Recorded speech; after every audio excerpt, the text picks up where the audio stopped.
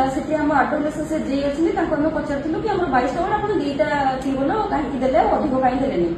तो आडोलेस जे से कहले कि आपंकर जेहेतु मेगा प्रोजेक्ट आप पंचायत चलुची से 2टा ट्यूबवेल देलु पाख पंचायत को 12 गोटी ट्यूबवेल देलु तो आपन भी सारे कोड ना कोड अनुभव भी कर मेगा प्रोजेक्ट जो होता फ्लप ऑलमोस्ट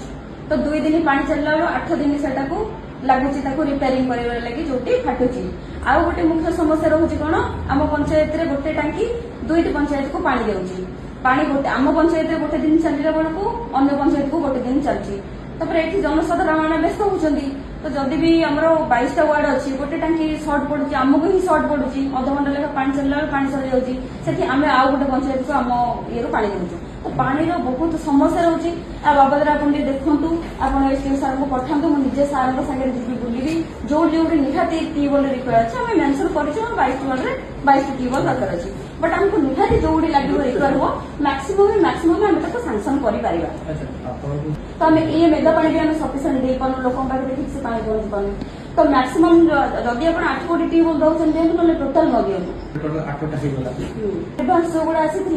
मुझे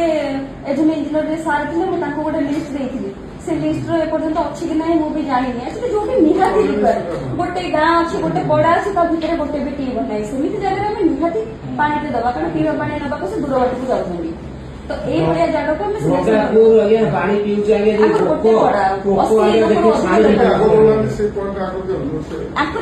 बहुत पॉइंट अच्छे सर केते